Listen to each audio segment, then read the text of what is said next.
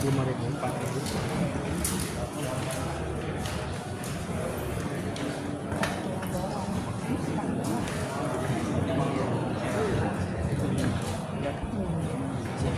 Goyang-goyang dulu.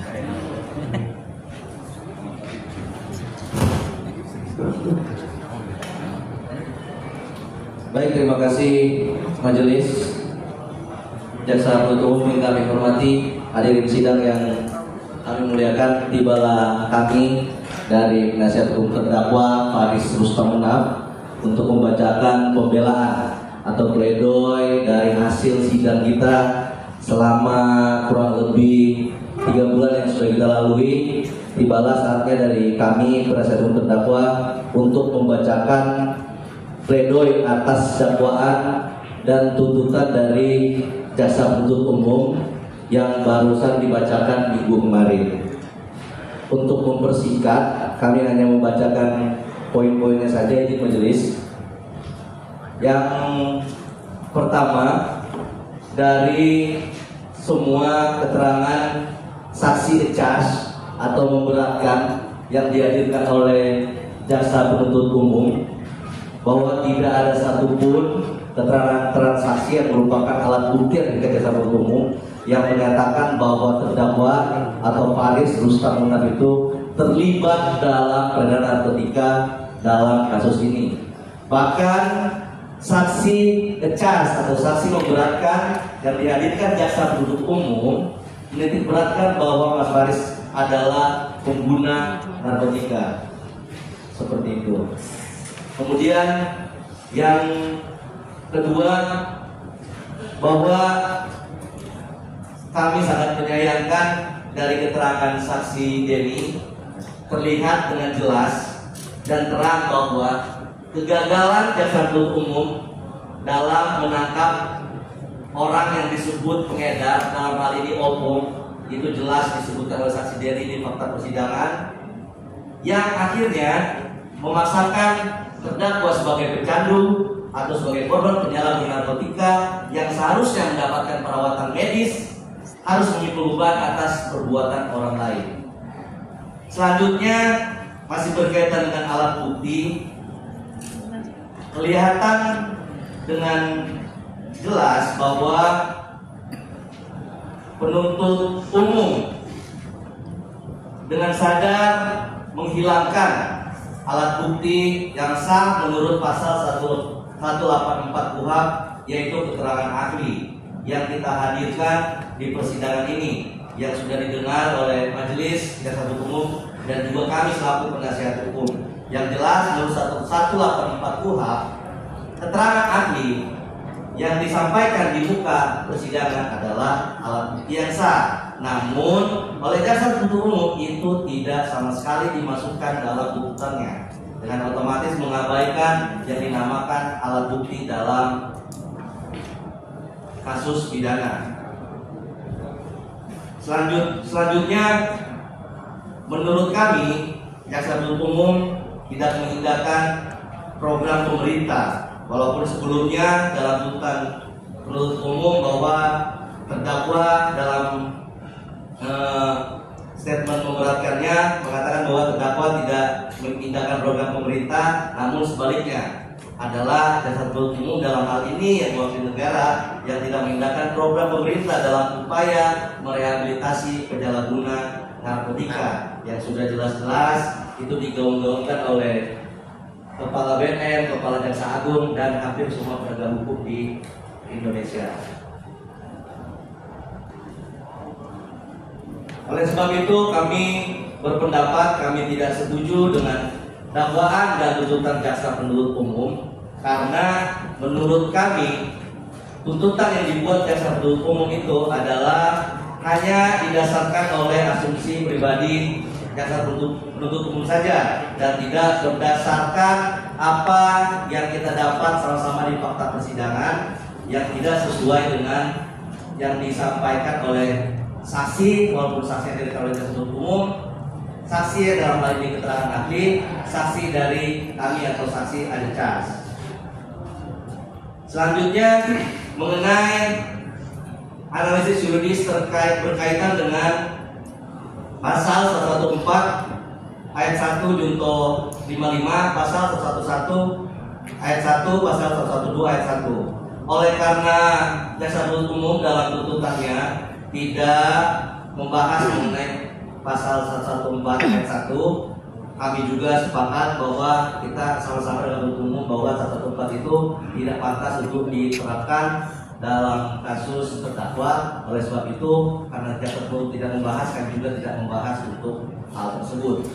Selanjutnya untuk pasal 111 dan 112.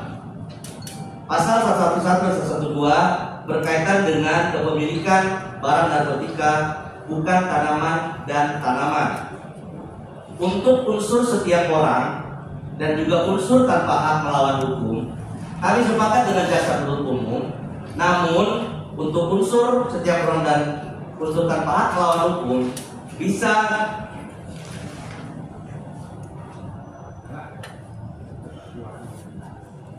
haruslah terlebih dahulu dipertimbangkan unsur berikutnya, yaitu unsur ketiga, yaitu unsur memiliki, menyimpan, menguasai atau menyediakan narkotika golongan 1 bukan tanaman. Oleh sebab itu, dalam hal ini kami menyampaikan bahwa unsur ketiga, yaitu unsur memiliki, menyimpan, menguasai atau menyediakan narkotika golongan 1 bukan tanaman, dan pasal 111 yaitu dalam bentuk tanaman, kami tidak sepakat dengan jaksa penuntut umum. Dikarenakan jaksa penuntut umum tidak menggunakan alat bukti saksi ahli dalam membuat tuntutannya. Hal itu jelas karena menurut keterangan ahli Komjen Pol Anang pada saat dihadirkan di persidangan yang mulia ini, unsur kepemilikan, penyimpanan, dan menguasai yang dimaksud dalam pasal 111 ayat 1 dan 112 ayat 1 harus dimaknai bahwa unsur tersebut memiliki tujuan atas dasar kenapa terdakwa memiliki atau menyimpan, menguasai narkotika yang dituduhkan oleh jaksa penuntut umum.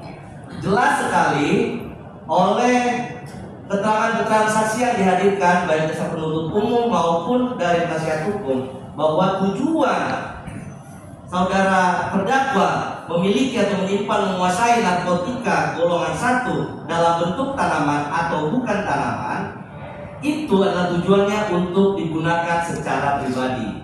Tidak ada pernah satu saksi pun atau bukti satu pun di dalam persidangan ini yang mengatakan bahwa kepemilikan atau penyimpanan atau penguasaan narkotika dalam bentuk tanaman dan bukan tanaman itu adalah untuk diedarkan kembali atau untuk ditawarkan kembali atau untuk diperjualbelikan. Jadi kami menyimpulkan bahwa jaksa penuntut umum tidak mengikuti jalur atau alur fakta persidangan, hanya mengikuti asumsi pribadi yang semata-mata hanya untuk kerja saja. Apa yang sudah dibuat tidak bisa dirubah-rubah lagi. Terima kasih. Untuk selanjutnya mengenai amar dan permohonan dibacakan oleh rekan tim kami.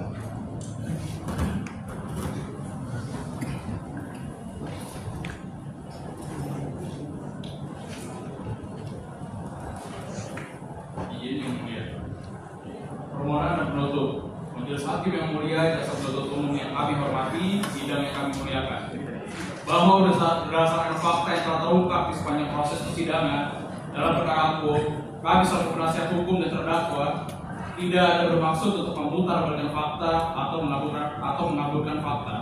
Namun justru kami bermaksud untuk membuka semua fakta secara terang benderang melalui nota pembelaan yang kami susun, karena kami menilai ada indikasi human error dalam dakwaan maupun tuntutan yang diajukan oleh jaksa penuntut umum. Bahwa kami menilai tuntutan dari jaksa penuntut umum sama sekali tidak memperhatikan secara menyeluruh dan utuh Undang-Undang Nomor 35 Tahun 2009 tentang narkotika serta meniadakan tujuan dibentuknya undang-undang tersebut.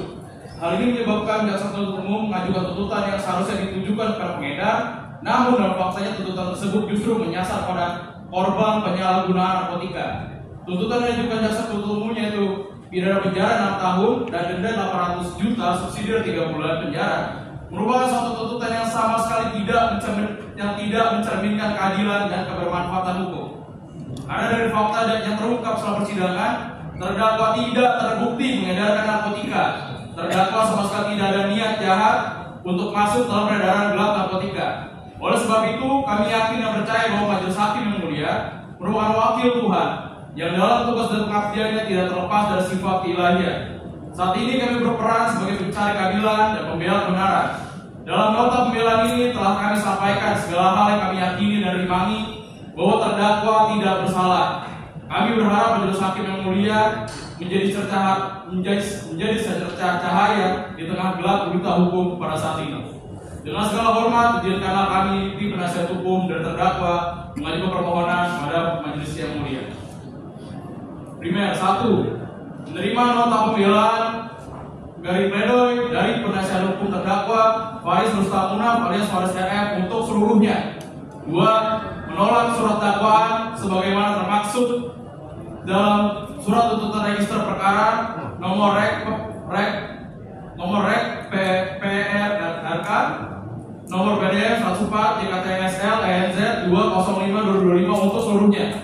Menyatakan terdakwa Faris Rustam Munaf alias Faris RF tidak terbukti secara sah dan meyakinkan bersalah maupun tidak pidana sebagaimana yang dimaksudkan dalam dakwaan dan tuntutan jaksa penuntut umum.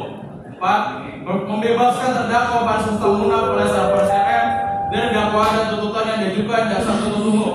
5. Memulihkan hak terdakwa Faris Rustam Munaf alias Faris RF dalam kemampuan kedudukan belakang serta martabatnya. 6.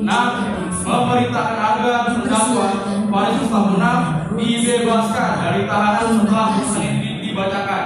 7. Menyatakan barang bukti 1 buah handphone merek Oppo A60 warna hitam, 1 buah handphone merek Samsung A72 warna putih, 1 kartu ATM paspor, 1 kartu ATM BCA paspor blue debit nomor kartu sekian dikembalikan kepada terdakwa. 8. Membebankan biaya perkara kepada negara. Atau berdasarkan bukti dan fakta-fakta persidangan yang mulia Majelis Hakim, 1. Menyatakan bahwa terdakwa Faris Rustam Munaf terbukti secara sah dan meyakinkan bersalah maupun tidak pidana penyalahgunaan narkotika golongan 1 bagi diri sendiri. 2. Menetapkan agar terdakwa Faris Rustam Munaf alias Faris RF untuk menjalani pengobatan, perawatan, dan atau rehabilitasi medis dan sosial bagi pecandu narkotika secara intensif di fasilitas kesehatan yang menyediakan program rehabilitasi bagi pecandu narkotika.